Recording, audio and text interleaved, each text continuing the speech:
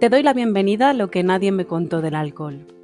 Mi nombre es Aitana y en este podcast quiero ayudar a visibilizar la enfermedad del alcoholismo partiendo de mi experiencia como hija de una persona alcohólica. Quiero que reflexionemos juntos sobre el mundo del alcohol y todas las consecuencias que conlleva. Si te interesa este tema o pasas por algo parecido, te invito a que te quedes aquí conmigo y a que visites mi blog, loquenadiemmecontodelalcohol.es. Bienvenidos a un nuevo episodio del podcast de Lo que nadie me contó del alcohol. En el episodio de hoy quiero hablar de un tema un tanto difícil y es que quiero hablar del maltrato a los hijos de personas alcohólicas. Si has llegado hasta aquí, porque estoy segura de que a lo mejor alguna persona pues lee el título, ¿no? y directamente no le da ni al play, pero si has llegado hasta aquí yo te quiero invitar a que te quedes conmigo hasta el final. Si te sientes identificada con esta situación, a lo mejor desde el papel de hijo, ¿no? Desde el papel del padre, pues este episodio te va a remover, porque a mí incluso me cuesta mucho hablar de esto, pero yo quiero que os quedéis hasta el final porque creo que es necesario que hablemos de esto, es necesario que lo visibilicemos y un problema que tenemos, ¿no? Las personas que nos hemos criado pues con estas situaciones es que normalizamos ciertas reacciones y ciertos comportamientos que no deberían de estar normalizados. Que a lo mejor ya cuando eres más mayor y vas viendo otras cosas, pues te choca, ¿no? Pero cuando lo tienes desde pequeña, pues al final normalizas, ¿no? El que a lo mejor pues tu madre reaccione de una forma así cuando no debería ser así. Entonces, el normalizarlo nos lleva a que no le demos la importancia que tiene, a que no hablemos de ello también, ¿no? Y también por vergüenza, porque cuesta mucho asumir que estás pasando por esta situación y claro, lo vives como un tema tabú. ¿Qué pasa? Que si ya esta situación es difícil, si ya de todo esto, pues esto tiene sus consecuencias, esto no es en balde, ¿no? Y encima no hablamos de ello, no buscamos ayuda, pues al final la situación se crea ahí un círculo vicioso en el que cada vez es a peor y claro, salir de ahí es difícil, ¿no? Tiene que darse pues algún momento crucial en el que a lo mejor digas basta, ¿no?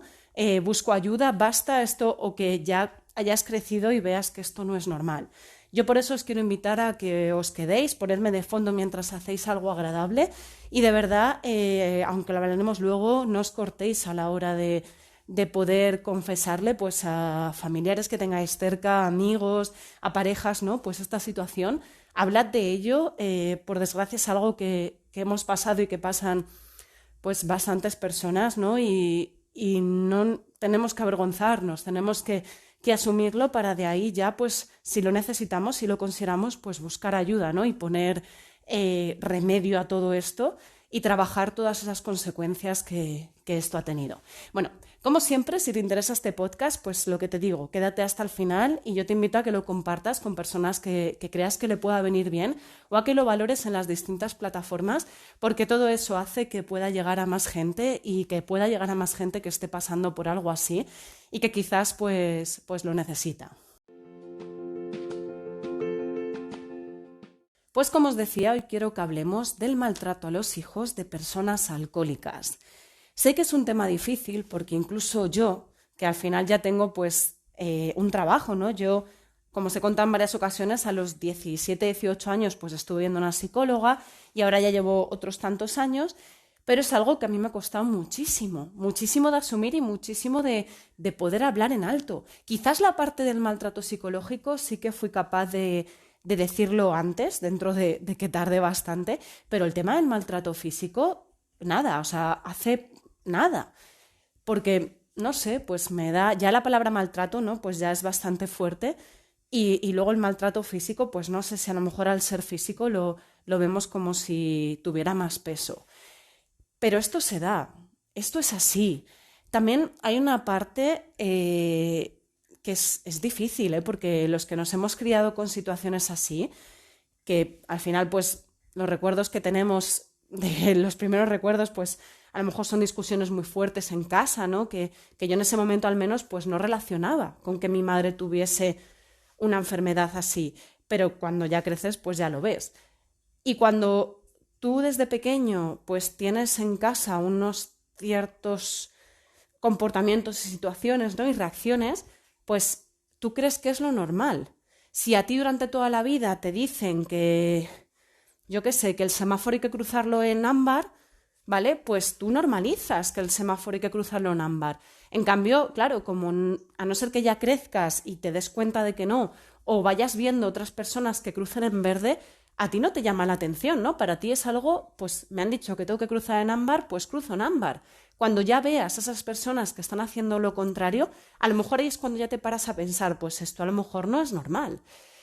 Por eso yo era una situación que tenía súper normalizada. Hay una anécdota que creo que os he contado alguna vez y es que, bueno, hace años pues conocí a un chico que hacía voluntariado con chavales de un barrio de Madrid y me contaba bueno, que iba ahí a estar con ellos y que había situaciones súper complicadas, sobre todo de hijos de padres alcohólicos, que bueno, unas situaciones que fíjate, que los pegaban en casa, que había veces que no los llevaban al colegio, que tal. Y yo estaba escuchando a este chico, ¿no? Además, mi vena ahí de lo social, pues yo estaba con la boca abierta diciendo, joder, pobrecillos, ¿no? O sea, qué putada, que con la piel de gallina. Y luego me dijo mi chico al salir, me dice, Aitana, ¿te has dado cuenta que lo que te estaba diciendo al final de alcoholismo y tal es una situación que tú has tenido en casa? Y dices que claro, estabas como sintiendo mucha pena, ¿no? Pero como si contigo no fuese la cosa. Y yo de verdad, o sea, no era porque yo en ese momento es que no estaba ni pensando en mí. O sea, yo en ese momento no estaba ni identificándome con esos chavales. Yo estaba diciendo, joder, qué situación tan difícil, pobrecillos. Pero claro, luego es verdad que tú dices, ostras, es que yo he pasado por eso. O sea, no he ido a un centro, ni pero al final yo tenía esa situación en casa. Pero ¿qué pasa? Que para mí era la situación normal. Yo no le da tanto peso al hecho de que en casa pues hubieran discusiones sin sentidos, ¿no? De que me pudieran regañar por nada, de que me llamasen obesa, ¿no? Que me culpasen a lo mejor del aborto de mi madre, de que se había quemado la casa. No le daba tanta importancia, o sea, sí que te enfadas, ¿no? Y en ese momento no te sienta bien, pero no le das tanta importancia porque para ti es lo normal. Si tú llegas a casa y a ti te regañan pues, y esto que os cuento es verdad, por estar fregando y a la que friegas se te cae un vaso y se rompe, ¿vale? Pues yo al final he normalizado que eso es algo habitual. Cuando fui creciendo sí que me daba cuenta, ¿no? Y yo decía, ostras, pues es que no es habitual, es que si tú friegas, pues es lógico que se te rompa un vaso, ¿no? Otra cosa es que yo cogiera el vaso y lo tirase al suelo y quisiera romperlo, pero si tú estás fregando, pues es normal. Pero claro, es algo que no, que me costó verlo, ¿no? Que hasta que no fui mayor, cuando era pequeña, pues era algo que, bueno, pues ya está, si es que es lo que tengo en casa. Entonces, el problema de normalizar estas situaciones, cuando pues las has tenido siempre, es que no nos damos importancia. Porque, claro, yo encima, como tenía tan victimizada a mi madre, como a mí mi madre me daba tanta pena, porque yo decía, fíjate lo que ha tenido que pasar, pobrecilla, tal, fíjate, es que por lo menos ella está con nosotras, tal. Claro, no te das, no le das la importancia que tiene y luego entre que te avergüenza poder reconocer que tu madre te está dando esta situación en casa, acaba siendo lo que os decía, ¿no? La pescadilla que se muerde la cola en la que tú lo normalizas, te da vergüenza, no pides ayuda, ¿no? No, tampoco hay nadie a lo mejor que te pueda brindar esa ayuda porque no están siendo conscientes. Ya he contado en alguna ocasión que yo cuando era pequeña mentía. Mentía porque, claro, bueno, cuando era pequeña o ya de adolescente hasta que toda la situación se supo, ¿no? En mi círculo. Pero yo mentía para tapar todo lo que había en casa. Si yo había pasado una noche de mierda porque habíamos estado discutiendo, llorando y tenía los ojos hinchados, ¿no? Si al día siguiente había quedado, no iba. Si a lo mejor mi madre no venía pues a verme a teatro o a un partido, no, es que está mala, ¿no? Al final tapabas por no reconocer lo que hay.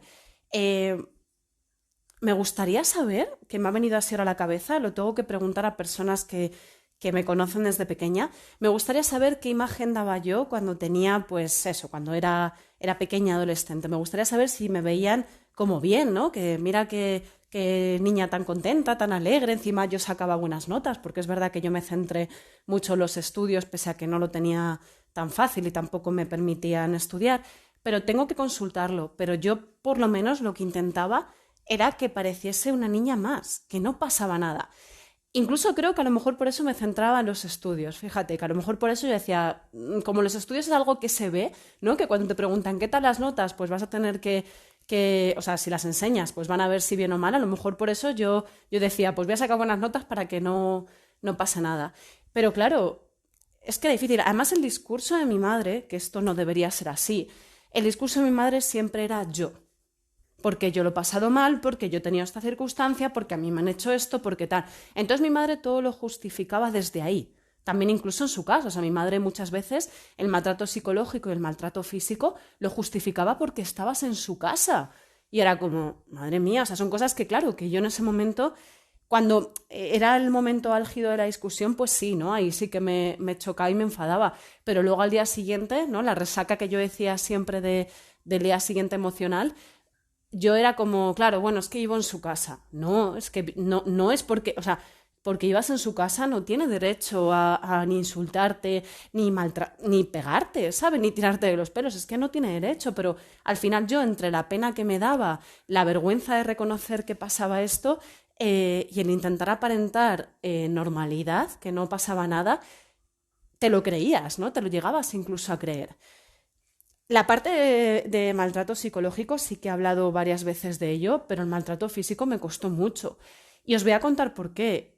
Al final, en mi casa, claro, la situación era tal, ¿no? Mi madre, pues, yo llegaba a casa y nunca sabías qué iba a pasar, ¿no? Según cómo estuviese mi madre, pues, si había bebido y le había dado por irse a la cama, pues se iba a la cama y ya está. Si había bebido y estaba dura de pelar, ¿no? Como yo decía, pues sabías que ibas a tener juerga esa noche. Y además daba igual que tú intentases por todos los medios que no hubiera juerga, ¿no? Que no hubiera discusión. Te ibas a la habitación, te venía a abrir la puerta, te ponías a leer, te quitaba el libro, o sea, mi madre buscaba ese enfrentamiento, ¿no? Y es verdad que dos no se pelean si uno no quieren, pero en estas circunstancias es tan difícil ya llegar a ignorarlo que era como... ¿Y qué pasa? Que al final yo entraba en su trapo. O sea, en mi casa el maltrato físico, que a lo mejor por eso me costaba más asumirlo, al final se daba entre todos. O sea, es verdad que era mi madre sobre todo, tú al final lo que hacías era defenderte, pero claro, entrabas en esa dinámica. Y joder, esto no es agradable, es que esto no es sano. Esto, una persona que al final nace con esto no es sano. Y yo, bueno, me centré en los estudios, pero como os he contado, a mí no me dejaban estudiar. Mi madre al final, una madre se supone que tiene que proteger a sus hijos y una madre tiene que ayudarles a que crezcan, ¿no? Te voy a dar todas las herramientas que puedas, lo que debería ser, que por supuesto, claro, hay mil situaciones, pero a mí no me dejaban, yo me ponía, en mi casa la tele estaba puesta todo el día, ¿vale? Pues a lo mejor yo estaba estudiando, justo ahí mi madre estaba durmiendo, no estaba la tele y mi madre, si estaba guerrillera, venía, me abría la puerta, ponía la música alta, ponía la tele, ¿sabes? Es que estás en mi casa. Y claro, yo en ese momento, joder, te enfadas, ¿no? Pero luego decías, sí, estoy en tu casa, me tengo que ir pronto, ¿no? O sea, tengo que salir de aquí porque vivo en tu casa y, claro, estos comportamientos tienes derecho. Incluso, que esto yo no sé si lo he hablado en algún momento, es probable que no, a mí el tema de las duchas. En mi casa, pues siempre al final, lo raro es que en estas circunstancias, pues la parte económica y todo sea algo boyante, ¿no? Sea algo que vaya bien. A mí, mi madre era te duchas cada 2 días. Daba igual que tú hubieras sudado, daba igual. Ella no entendía que tú te tuvieras que duchar tanto. Y claro, es que era un gasto. Y yo es algo que siendo mayor y ya viendo mi vídeo de casa lo tenía como normalizado y dices, pero bueno, ¿sabes? Que yo lo cuento así, además meto como chascarrillos y de verdad que a mí esto me ha costado mucho. Y hay una cierta parte que al hablaros de esto incluso estoy un poco así, ¿no? Como sintiendo que estoy dejando un legado negativo de mi madre, pero esto es así. Y es necesario que hablemos de esto, ¿vale? Es necesario que visibilicemos estas circunstancias, tanto para gente que está pasando por esto, para que vea que esto es muy importante, ¿vale? Y que esto al final conlleva consecuencias. Que yo ya he dicho en varias ocasiones, yo al final pues soy una persona con una autoestima baja, no confío en mí, tengo muy poca confianza en mí, me da mucho miedo, muchas cosas, o sea, soy una persona miedosa, ¿no? Que habrá mucho también quizás de mi personalidad, pero yo también creo que al final mi personalidad se fue desarrollando con estas circunstancias, entonces creo que a lo mejor alguien puede decir, claro, es que así le pones la responsabilidad a tu madre. No, pues porque yo ya soy responsable, estoy intentando que no sea así, pero creo que sobre todo es todo lo que pasé, ¿no? Todo lo que fui aprendiendo, todo lo que en esas circunstancias pues sobrevives, y he ido desarrollando mi personalidad en torno a eso. Y no le da importancia hasta que, pues fijaos, o sea, yo de repente me vi con 30 años, ¿no? Que ya había fallecido mi madre después del proceso de duelo, y dices, ostras, pero ¿quién soy? ¿Quién soy? O sea, no me reconozco en las circunstancias, y hay cosas ahora de repente que me chocan, que no deberían ser así, que no me gustan que sean así, ¿no? Y que hasta entonces, pues, como decía, tú vas sobreviviendo, vas intentando hacerlo lo mejor que puedes dentro de esa circunstancia, y no te estás ni parando. No, tú vives el día a día porque en ese momento es lo que tienes que hacer. Y luego ya sí, luego ya buscas ayuda, luego ya te paras a intentar formarte, a intentar controlarte, ¿no? También cuando estás en un ambiente tan tóxico, es muy difícil. O sea, si tú estás ahí metido es muy difícil porque sí. O sea, lo raro en estos momentos al final es que yo, por ejemplo, pues intentase sacar buenas notas, que a lo mejor, como decía, lo hacía para intentar tapar todo esto. Pero cuando estás metido ahí en esa situación, lo raro es que de verdad pues todo vaya bien y todo vaya perfecto, y tengo, bueno, conocidas ya amigas que están ahí y, joder, dices, madre mía, pero qué máquina eres, ¿no? Pero luego te paras a hablar, te paras a profundizar y dices, hostias, que es que esto también ha tenido, o sea, por mucho que hacia afuera se vea, a lo mejor lo que estabas haciendo era una vía de escape, ¿no? Y una vía de escape que no es que estuvieras haciéndola porque veías que era lo mejor, o a lo mejor no te estás yendo a Londres para formarte, para tener la experiencia, ¿no? Te estás yendo a Londres huyendo de la situación que tienes aquí. Y en todo el rato en mente tu idea es huir. Entonces no es igual, no partes de la misma base. Bueno, en otro momento seguiré hablando de esto porque quiero darle importancia, quiero que si estáis pasando por algo así le des importancia. Si os sentís en el otro lado, si os estáis viendo reflejados como padres, de verdad, si necesitáis a lo mejor escuchar esto para poneros las pilas, hacedlo. Buscar ayuda, acudid al médico, a asociaciones. De esto es difícil, pero se sale. Y de verdad, si estáis escuchando esto y decís, hostia, qué duro, ¿no? ¿Cómo puedo estar haciéndole yo esto a mis hijos? Pues mira, es el momento perfecto para decir basta. Basta, hacedlo por ellos, hacedlo porque los habéis traído aquí, nosotros no elegimos venir, ¿vale? Bueno, según qué teorías, pero en principio no elegimos venir, no elegimos tampoco la familia. Os queremos porque al final un padre quiere o sea, un hijo, perdona, quiere a sus padres, pero necesitamos a nuestros padres bien, ¿vale? Necesitamos a nuestros padres que te apoyen, coño, que te acompañen en el camino, ¿vale? Que no sean una piedra y una montaña que encima tenemos que escalar, no, que estén ahí. Entonces yo os invito a que busquéis ayuda, y si lo estáis viendo como hijos también, hablad de esto, ¿vale? No pasa nada, esto por desgracia, porque es una putada, pero lo pasa a mucha gente, pero daos importancia a lo que estáis teniendo en casa. Si tenéis estas situaciones no es algo normal. Hablad, pues yo qué sé, con alguien del colegio, acudid al médico a ver si os pueden derivar a psicóloga o a la trabajadora social. Si podéis costeároslo, pues mucho más rápido, o con algún familiar, ¿vale? Porque esto no es una situación normal, y cuanto antes empecéis a trabajar en ello, ¿vale? Y asumirlo, va a ser mucho mejor, porque así vais cogiendo herramientas y vais viendo otras realidades que luego, de verdad os lo digo, que cuando lo veis luego con más distancia dices, ojalá yo hubiese empezado antes a trabajar en todo esto, ¿no? Que a lo mejor pues ya tendría más confianza en mí, me sentiría más de decir estoy aquí, ¿no? En vez de intentar ir por lo tapado, ¿no? Y diciendo qué hago yo aquí, que nadie me vea y que nadie me mire. Bueno, ya hablaré en otro momento más de esto porque creo que han quedado muchas cosas en el tintero, pero no me quiero enrollar más. Solo os quiero mandar un abrazo enorme si estáis pasando por algo así. Si necesitáis algo, ya sabéis que estoy pues por el email, por la página web o por alguna de las redes sociales, y que también pues tenéis el grupo de familias de personas alcohólicas, que hay veces que hablamos más o menos, pero si lo necesitáis para desahogaros, pues estamos por allí. Nos escuchamos en el próximo episodio. Un abrazo muy muy fuerte y cuidaos mucho.